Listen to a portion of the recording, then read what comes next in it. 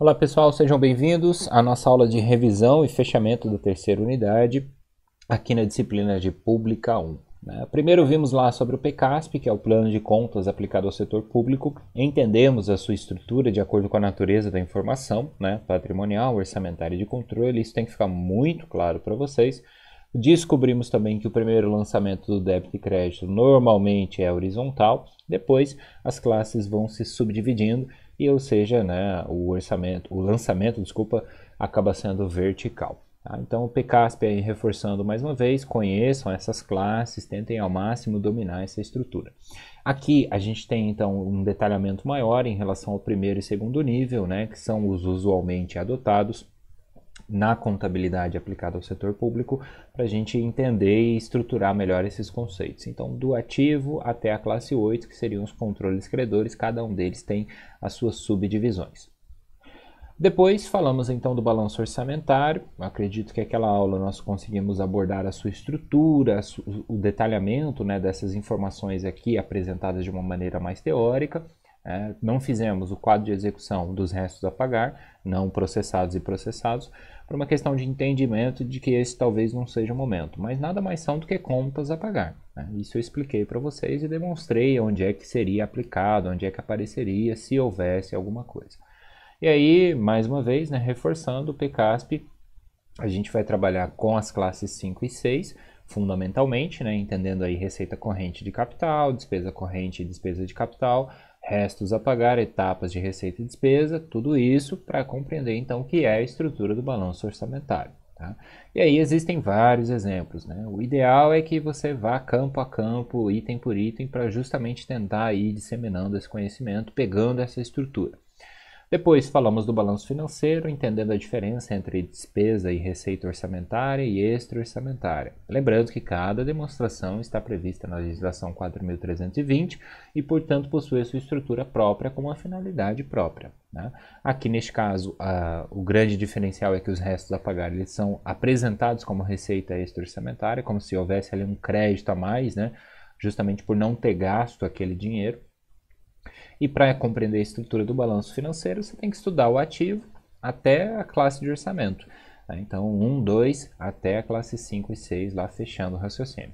Separação e a classificação que é adotada, a gente separa então em receita e despesa ordinária, receita e despesa vinculada, partindo daquele princípio da vinculação ou da não vinculação, como a gente costuma dizer. Aí tem as transferências, recebidas e pagas também, recebimento e pagamento extra-orçamentário, com os casos que a gente também já comentou naquela aula em específico, só reforçando aí para vocês relembrarem. Balanço patrimonial, que nós vimos então, dividido em 4 quadros. Nós não fizemos os quadros dos ativos e passivos financeiros, das contas de compensação, do superávit ou déficit, se houver ali financeiro. Mas, de toda forma, acho que a estrutura fundamental dele é o quadro principal, que é o que eu queria que vocês tivessem ali uma ciência, uma montagem na cabeça já, para quando visualizar isso, uma publicação oficial, saber o que procurar e onde procurar.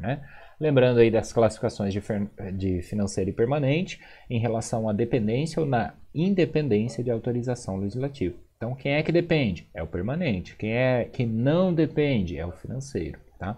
Lembra do exemplo que eu dei para vocês naquela aula em específico do balanço patrimonial. Para a compreensão dele, então, a gente vai para o PCASP e estuda as classes 1 até a classe 8, ou seja, vamos trabalhar com todas elas para poder colocar em prática essa informação. E aí, lembrando mais uma vez, etapas da receita, restos a pagar são pertinentes a todas essas demonstrações. Vimos na aula anterior um pouco mais sobre a lei de responsabilidade fiscal, onde nós conseguimos entender o conceito de receita corrente líquida, bem como os objetivos da legislação, obviamente. Tem muita coisa teórica lá, estruturada, para ilustrar para vocês o caminho que foi percorrido e o resultado que essa lei apresentou. E, fundamentalmente, o conceito de receita corrente líquida é o mínimo que se espera, para que a gente possa compreender, então, como que se aplica o conceito de limite com despesa de pessoal, a partir dos princípios ali determinados pela própria legislação, e os normativos, as resoluções, e aí também os limites com a dívida pública. Então, na aula eu expliquei com muito detalhamento, com todos o aprofundamento ali necessário. E aí as características de cada um, desde fazer o cálculo até aplicar este cálculo de acordo com a realidade que eu estou discutindo, se é estado, se é município e tudo mais.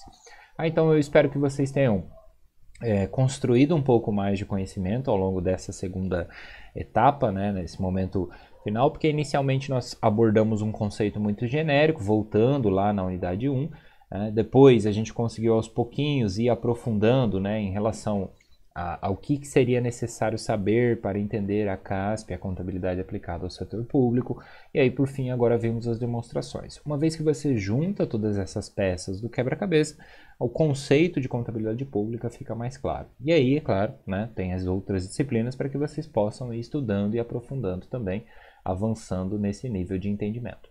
Então é isso, para revisar, para sintetizar, para que pudesse fazer um fechamento adequado, né, fico à disposição de vocês. E aí, qualquer dúvida é só mandar uma mensagem e entrar em contato. Obrigado, bons estudos e até a próxima aula.